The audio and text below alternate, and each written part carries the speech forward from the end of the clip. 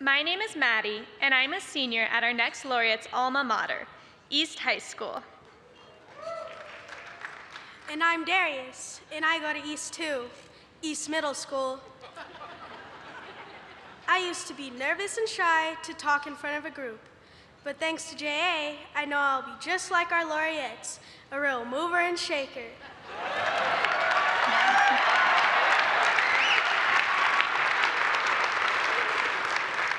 Our next laureate knows a thing or two about moving.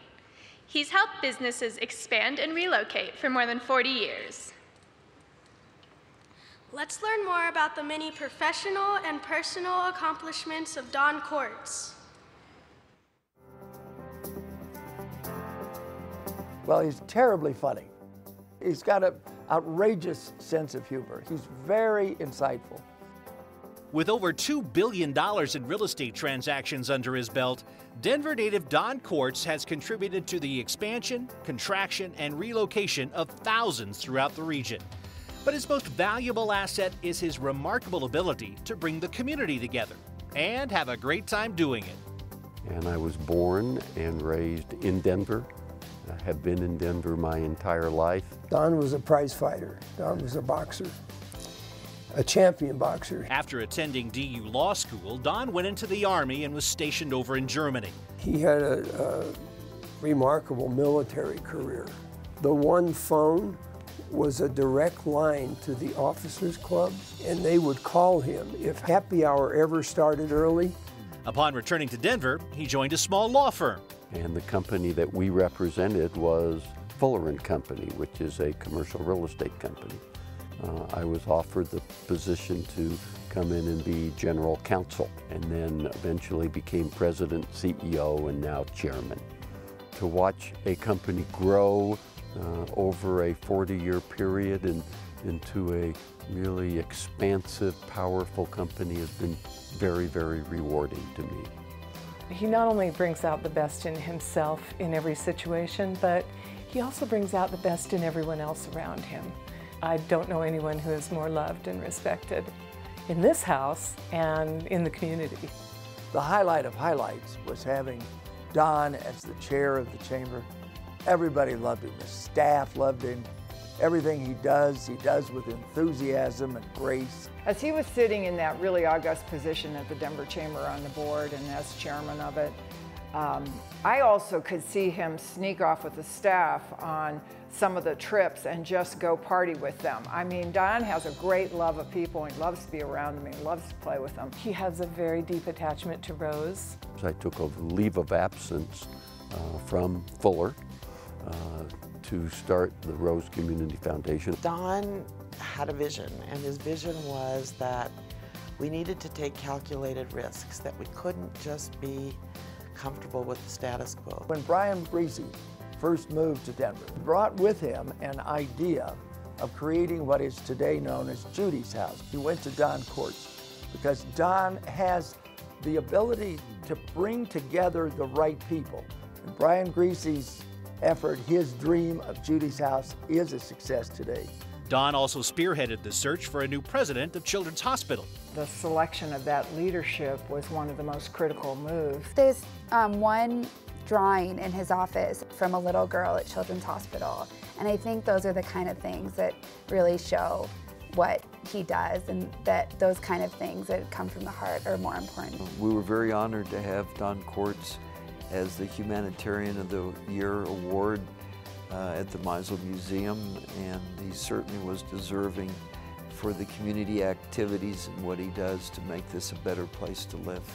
He is one of the finest family men that I've ever met. There's never been a moment where he hasn't been there for me. He's a businessman, but for me it seems like his #1 job has always been a dad. So he doesn't have to have stardom to be famous. He just innately lives his life and he becomes our star. You are a great contribution to our city, our state, and our country. God bless you.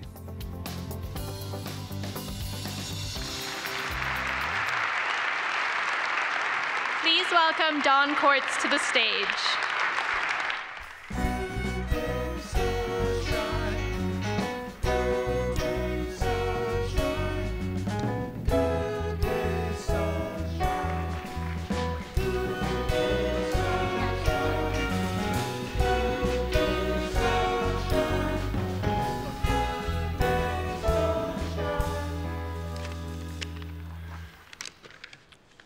there is just so much for which to be thankful.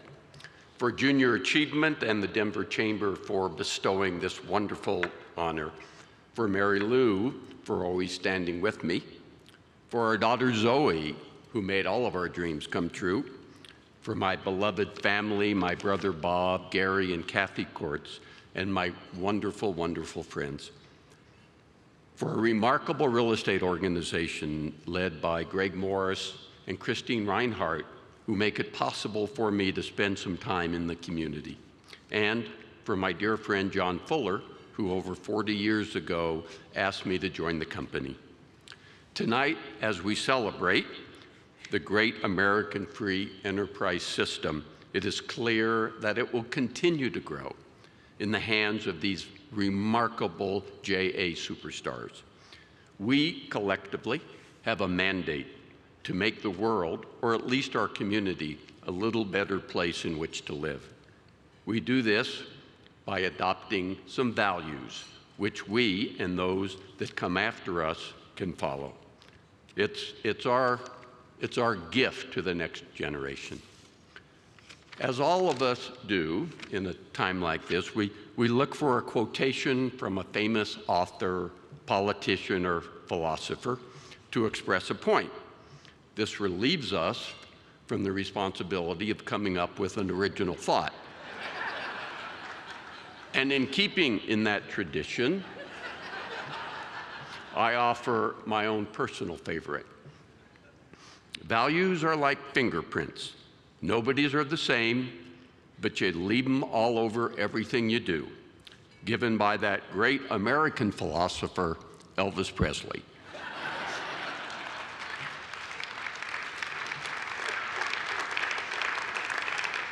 Thank you again, Junior Achievement and the Denver Chamber for this wonderful evening, and to Ron, Glenn, Beth, Rod, and the legacy of Temple Buell, congratulations. Thank you very, very much.